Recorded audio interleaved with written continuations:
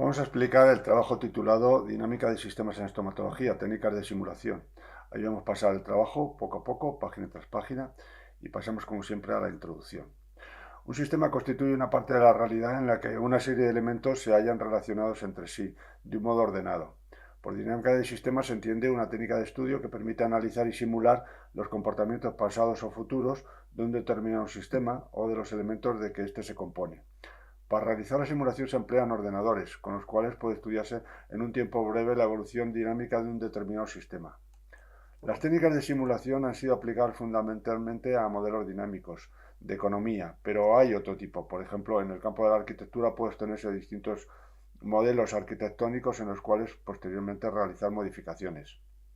También puede simularse un determinado periodo histórico después de tener en cuenta datos conocidos respecto de la demografía, temperatura, clima, fauna, migraciones, economía, etc., con los cuales reconstruir el pasado a partir del presente.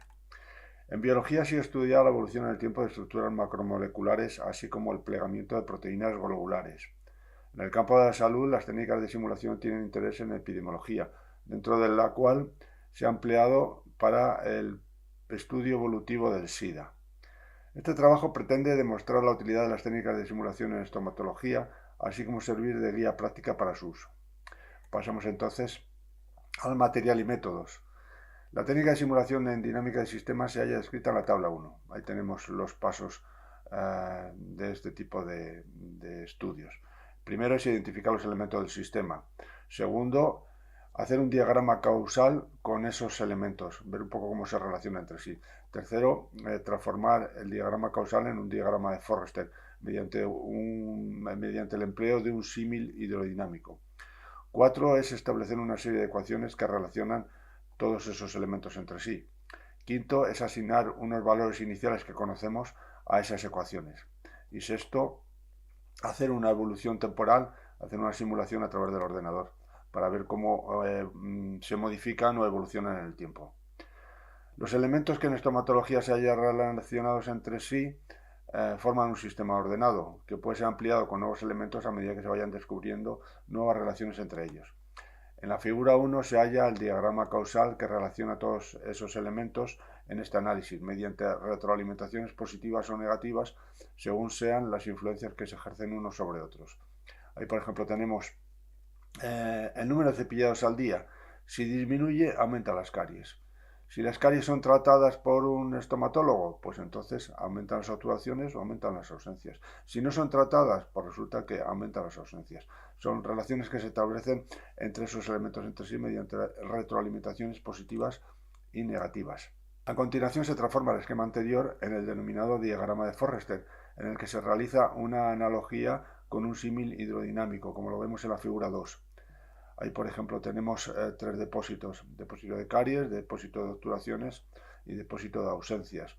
Estos depósitos, que son líquidos, están unidos entre sí mediante unos flujos y hay unas válvulas entre medias que están reguladas por el estomatólogo. El estomatólogo es el que hace el tratamiento, regula el flujo que pasa desde las caries hasta las obturaciones, por ejemplo. Dentro de dicho diagrama, el nivel líquido que mantiene uno de los depósitos corresponde al que posee en un determinado momento, más el flujo que le llega durante un periodo de tiempo establecido, menos el flujo que sale de dicho depósito en igual periodo. De esta forma, obtenemos ecuaciones que relacionan los elementos del sistema según las influencias que ejercen unos sobre otros, y esto lo tenemos en la tabla 2. Como hemos dicho, cada uno de los depósitos tiene una cantidad de líquido, pero es el líquido que entra, hay que sumarlo, y el líquido que sale hay que restarlo. Entonces, de ese modo pues se establecen las ecuaciones, y aquí las vemos entonces en la tabla 2, que establece las relaciones entre esos elementos. Si sustituimos en dichas ecuaciones los datos reales que conocemos de una determinada población respecto a alguno de los elementos del sistema y después introducimos estas ecuaciones en un ordenador dentro de un programa específico, es posible obtener diversas gráficas donde se observa la evolución en el tiempo de cada uno de los elementos de dicho sistema. Pasamos a los resultados. Los resultados son sobre todo un ejemplo.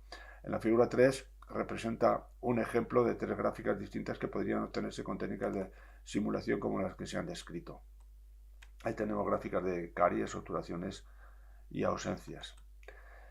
Respecto a la discusión, podemos decir que un sistema es una colección de objetos interdependientes que tienen un propósito definido, denominando ese modelo a una representación del mismo.